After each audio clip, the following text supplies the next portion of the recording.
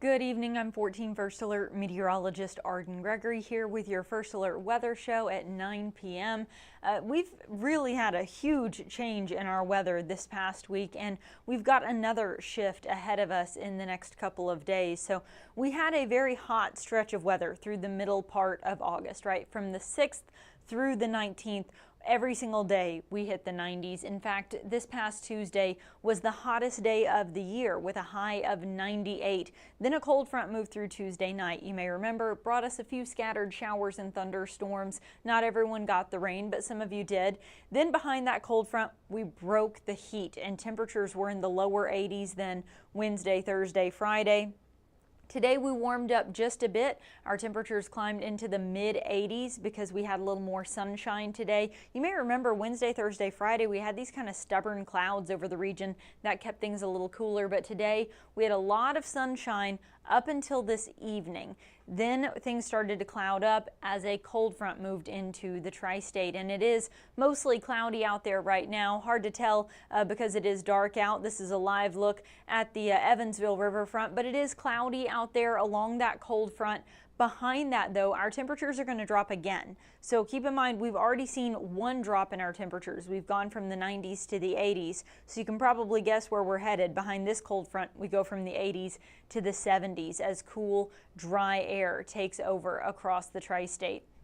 So you can see those clouds rolling through this evening. They've been working their way from the northwest to the southeast. They were producing a few very spotty showers earlier this evening, but those have really kind of dried out as they've pushed eastward. So some of you may have gotten a brief sprinkle, but it seems to be all dry out there right now with just some clouds lingering over the tri-state.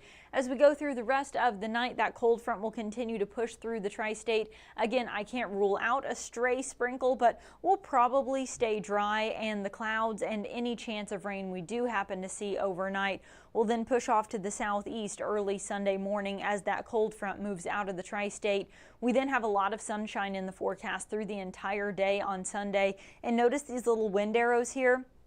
Cool, dry air will be coming in from the northwest, and that's a pattern that we'll be seeing then for a few days in a row, which is going to cool us off. You can already kind of see that cooler air on the way. Notice Greenville at 81, meanwhile Fairfield at 69. So you can really see that's about where that cold front's located, and as it continues to sweep across the tri-state, that cooler air is going to take over. It's 76 right now in Evansville, but those temperatures will soon start dropping back out of the 70s and will eventually bottom out in the lower 60s by early tomorrow morning. So first thing Sunday morning, clear skies, highs in the low 60s. We keep a lot of sunshine in the forecast all day long tomorrow. Normally you would think lots of sunshine means we're going to warm up a lot, but notice the wind. We've got a refreshing breeze coming in from the northwest tomorrow at a pretty good clip, and so that's going to pull that cooler, drier air into the region and keep our temperatures a little bit lower. So despite plenty of sunshine, our temperatures will only climb into the low 80s tomorrow afternoon, and then we'll quickly drop back through the 70s and into the 60s, eventually dipping into the 50s then Sunday night. Sunday night into Monday morning, our temperatures will bottom out in the mid 50s, and as that cool, dry air continues to settle in across the region, temperatures will top out in the upper 70s then Monday, Tuesday, and Wednesday. Keep in mind our normal highs for this time of year are in the upper 80s. So we're going to be running about 10 degrees cooler than normal through the first half of next week. And check out those overnight lows, dipping even into the low 50s a few nights in a row there. So a Wednesday morning particularly looks really cool and refreshing. If you're hoping for some fall weather, this week is going to at least briefly deliver. This is going to be kind of a false fall. It's not here to stay, but we are at least getting a really nice break from the heat and the humidity too. If we look at the humidity trend, you can see that one drop behind the cold front that came through on Tuesday dropped us back into sort of this moderate humid range here. That second cold front moving through tonight is going to drop the humidity again, and we're all the way down at the bottom of this muggy meter here with dry air filtering in across the tri-state. So not only will it be cooler, it'll be dry out there too. It'll really have that kind of crisp fall-like feel to it. These temperatures are more typical of early October than late August, so it is going to be unseasonably cool and dry out there. Let's take a quick check-in of the comments. Hello, Justin. Laura, always watching from Dawson Springs. We appreciate you, Laura. Yes, definitely enjoying that cooler weather, Justin. William has a good view. Bossy Field having fireworks tonight, he says. Good evening, Sergeant. Yes, lows in the 50s. Doesn't that sound refreshing? It's going to be so nice to step out in the morning and have that crisp, cool air. I love a good crisp morning. And Laura also looking forward to that fall weather. Now, obviously, it won't last forever, so let's talk about that change up. We've got this cold front moving through tonight, and this seems to be hanging up on me here. We'll see. It's not wanting to move forward. All right. Well, we'll just take it in stride.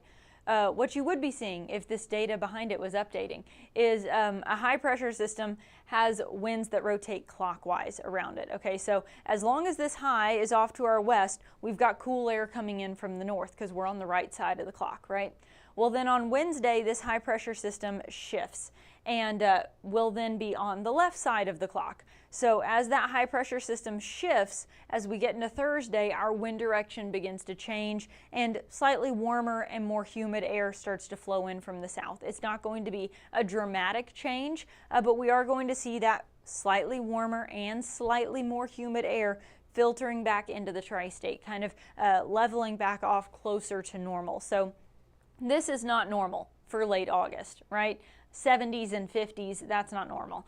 This obviously is not something we're going to get to keep. So enjoy it for the 3 or 4 days that we've got it.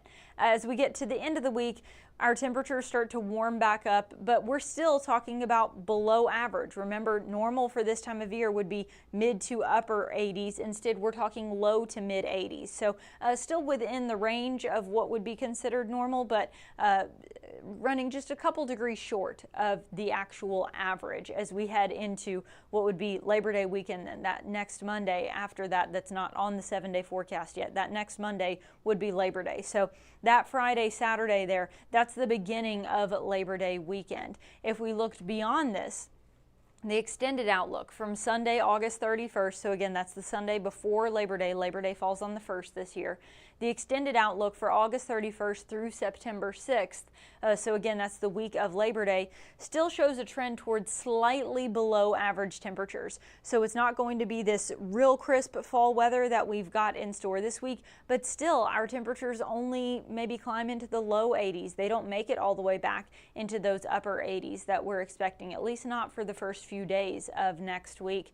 And then the precipitation outlook showing probably something close to average, but keep in mind this time of year, there's not typically a lot of rain. This is typically a fairly dry season for us. So don't expect a whole lot of rain even as we move into next week. And I think we'll probably stay dry at least through the next 7 days, which is not great news because we are in unseasonably dry conditions right now already. So if we continue to see a lack of rainfall, we could eventually find ourselves in a drought, and that is something we're monitoring. I did want to give a quick mention to Fernan. We're tracking a new tropical system now. So Erin has weakened out, pushed off to the northeast, not a concern anymore. Fernan has now developed into a tropical storm with 40-mile-an-hour winds, but that storm is expected to move almost straight to the north, and it's not expected to strengthen into a hurricane either. It's going to remain a tropical storm, move north tomorrow into Monday, Tuesday, and then by Wednesday it starts to weaken back out as it moves into those cooler waters up north.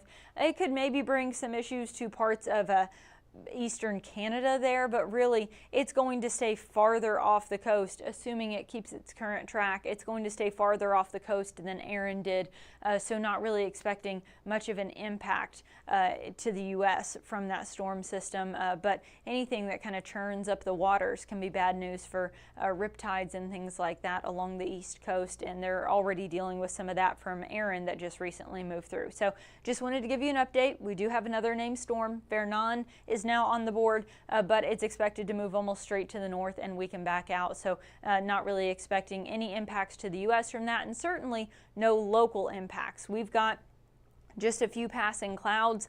I doubt we'll see any rain through the whole next 7 days. I threw just a 10% chance on Saturday. Some of the models are hinting at a chance of rain Saturday night into Sunday of next weekend. So we're talking a full week from now. Maybe a slight chance of rain Saturday night into Sunday. But again, we're grasping at straws even for that. It's probably going to be dry through at least the next week. So again, we're already sitting in those abnormally dry conditions. We could go a whole nother week without any sort of rainfall whatsoever. And even if we get rain next weekend, there's no guarantee that it would be in any way significant or widespread rainfall of any kind. So many of us may still end up staying dry. So we could be headed toward drought conditions if we don't get some significant rainfall soon. And I'm just not seeing any in the forecast right now. Good evening, Cheyenne. Yeah, Justin asking if I think we've got another shot at the 90s. It's definitely possible. It's certainly not unheard of for us to still get 90s in September, but at least through the rest of this week and even into the first half of next week, I'm not seeing it. So it's very possible that we're done with the truly hot weather for the year. Now, it doesn't mean that we're going to get to keep these 70s. We're still going to be back into the 80s quite a few more times before the year is out. But it seems after a brutally hot July and what has been largely a very hot August, we may have kind of done our part with the heat, and we may be getting a break now for the rest of the year. We can certainly hope so. And Cheyenne is asking about hurricanes in the Pacific. We do get hurricanes in the Pacific, but they're running a separate list. So they've actually had quite a few. They are further down the list than the Atlantic is. There was a very busy Pacific season early on. We did very briefly mention a few that were happening that brought some heavy rain and flooding to the west coast of Mexico, the Pacific coast of Mexico, so not the Gulf side, but the Pacific side of Mexico. Got some heavy rain and flooding from some of those storms, but those typically don't impact the U.S. Because a lot of the time they kind of go on back off into the ocean there. And so very rarely do you get any sort of impacts in the United States from systems that develop in the Pacific. So that's why oftentimes you don't hear us talking about them, is they're just not really relevant to us. So more often we're going to be talking about what's going on in the Atlantic, because those are the storms that come our way and hit the East Coast, and sometimes, depending on their track, can even track through the tri-state eventually. So they do get hurricanes in the Pacific. They've already had quite a few this year of these named storms out in the Pacific. We're obviously up through F now in the alphabet in the Atlantic, but we just don't give those as much attention just because they're not pertinent to us. They're not relevant to what's going on for us here in the U.S. or certainly for us here locally. So it's not that they don't happen, Cheyenne. It's just that they're not usually relevant to us, so we don't talk that much about them. But it's a good question. We do get them in both oceans. We just typically give more attention to the one in the Atlantic because those are the storms that we eventually track into the United States more often. All right.